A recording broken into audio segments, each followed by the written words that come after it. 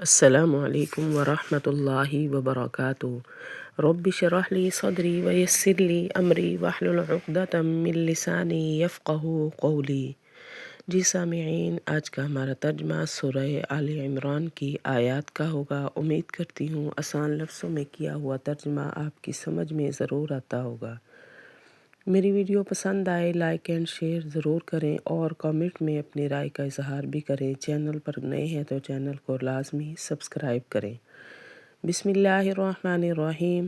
یا ایہا الذین آمنوا لا تکونوا کالذین کفروا وقالوا لاخوانہم۔ اے ایمان والو، نہ تم ہو جاؤ ان لوگوں کی طرح جو کافر ہیں اور وہ کہتے ہیں اپنے بھائیوں سے جب وہ مارے گئے زمین میں، او کانو یا ہوں غزن وہ جہاد میں، لو کانا عندنا اگر ہوتے ہمارے پاس، ما ماتو نہ مرتے، وما قتلوا اور نہ مارے جاتے۔ یعنی اللہ ایمان والوں کو فرما رہے ہیں کہ اپنا ایمان مضبوط رکھو، تم ان کافروں کی طرح نہ ہو جانا جو کافر اپنے بھائیوں کو یعنی منافق بھائیوں کو کہتے ہیں کہ اگر آج ہمارے پاس ہوتے، جہاد میں نہ جاتے یعنی جنگ میں نہ جاتے تو آج جس طرح مارے گئے ہیں نہ مرتے اور نہ مارے جاتے۔ یعنی ان کا ایمان خراب کرنے کو منافقوں کو اور اکسا رہے ہیں کہ تم، اللہ نے فرمایا تم ایمان والو ان لوگوں کی طرح نہ بن جانا بلکہ تم طریقے سے ثابت قدمی سے جہاد لڑنا۔ اے ایمان والو، نہ تم ہو جانا ان لوگوں کی طرح جو کافر ہیں، وہ کہتے ہیں اپنے بھائیوں کو یعنی منافقوں کو جب وہ چلے زمین میں یا ہوں وہ جہاد میں کہ اگر ہوتے ہمارے پاس نہ مرتے اور نہ مارے جاتے۔ لیجعل اللہ ذلک حسرۃ فی قلوبہم، تاکہ ڈالے اللہ اس بات سے افسوس ان کے دلوں میں۔ یعنی اس کا کیا مطلب ہے کہ کافر اس لیے کیوں کہتے ہیں، کافر اس لیے کہتے ہیں کہ منافقوں کے دلوں میں واقعی افسوس آ جائے کہ اوہو یہ صحیح کہہ رہے ہیں کہ اگر ہم جہاد کے لیے نہ جاتے تو آج ہم مارے نہ جاتے، تاکہ ڈالے اللہ اس بات سے افسوس ان کے دلوں میں۔ واللہ یحیی و یمیت، اور اللہ زندہ کرتا ہے اور مارتا ہے۔ یعنی جہاد میں جانے سے کسی کو موت نہیں آتی، اللہ نے جس کو موت دینی ہے وہیں پہ دے دینی ہے۔ جیسے ہم نے پچھلے سبق میں پڑھا ہے کہ اللہ نے اگر تم اپنے بستروں کی جگہوں میں ہو تو تمہیں جہاد والی جگہ میں موت آنی ہو تو اللہ تمہارے بستروں سے نکال کے تمہیں یہاں موت دے دے گا، یہ اللہ کے اختیار میں ہے، اور اللہ ہی زندگی دیتا ہے اور مارتا ہے۔ واللہ بما تعملون بصیر، اور اللہ اس کو جو تم کرتے ہو دیکھتا ہے۔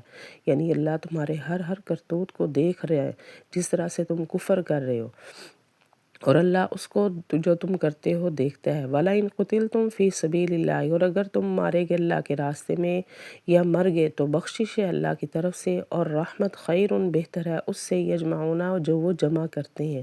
یعنی اللہ نے فرمایا اگر تم مارے بھی گئے تو اللہ نے تمہیں شہادت کا مرتبہ دینا ہے، یا خود تمہیں کسی اور طریقے سے موت آ گئی تو پھر بھی اللہ بخشنے والے ہیں ان مومنوں کو۔ اللہ کی رحمت جو ہے وہ ان سب دنیاوی چیزوں سے بہتر ہے جو وہ جمع کرنے میں لگے ہوئے ہیں۔ اور اگر تم مر گئے یا اللہ کے راستے میں یا مارے گئے تو بخشش ہے اللہ کی طرف سے، اور رحمت بہتر ہے ان چیزوں سے جو وہ جمع کرتے ہیں۔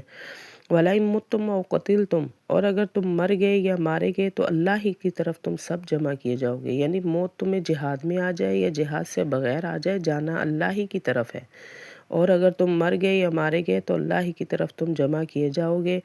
فَبِمَا رَحْمَةٍ مِّنَ اللَّهِ لِنْتَ لَهُمْ، بس اللہ کی رحمت کی وجہ سے آپ مل گئے ہیں ان کو نرم دل۔ یعنی حضور صلی اللہ علیہ وسلم ان کو نرم دل مل گئے ہیں۔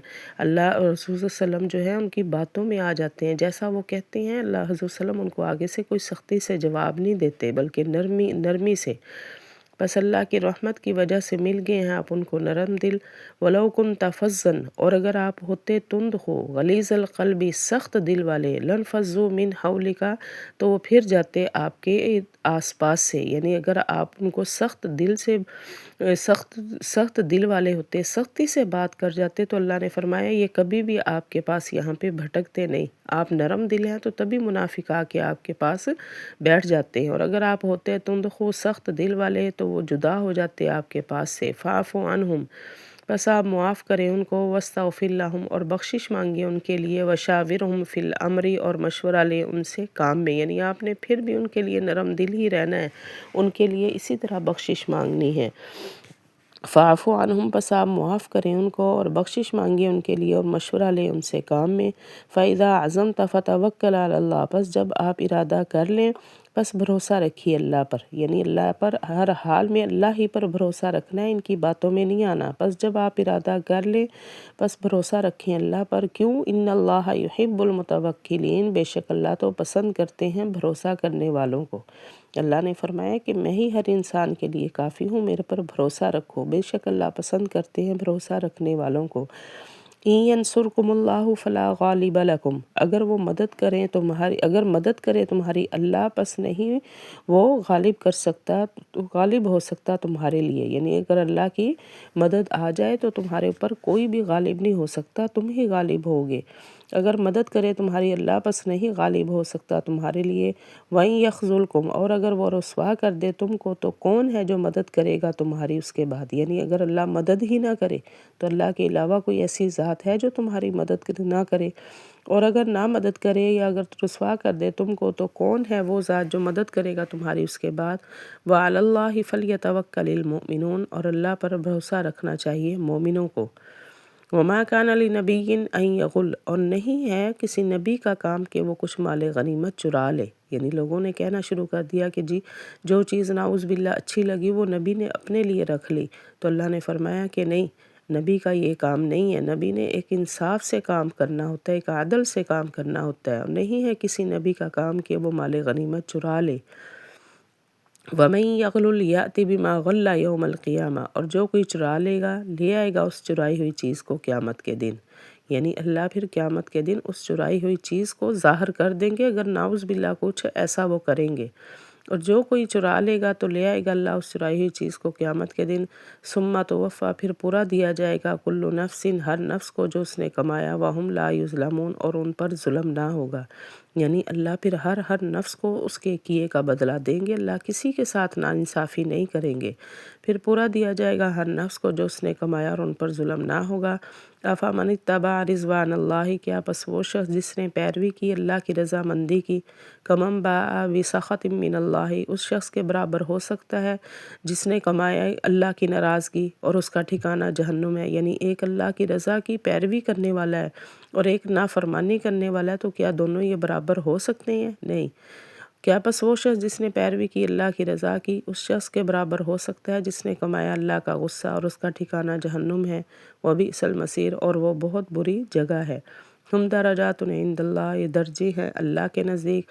واللہ بصیر بما یعملون، اور اللہ دیکھتا ہے اس کو جو وہ کرتے ہیں، یعنی اللہ کے نزدیک ہر کسی کے درجے ہیں اور اللہ کے علم میں ہے جو کوئی کچھ کرتا ہے اللہ سب کو دیکھ رہا ہے۔ یہ درجے ہیں اللہ کے نزدیک اور اللہ دیکھتا ہے اس کو جو وہ کرتے ہیں۔ جی سامعین، یہ تھا ہمارا آج کا ترجمہ۔ وآخر دعوانا ان الحمد للہ رب العالمین۔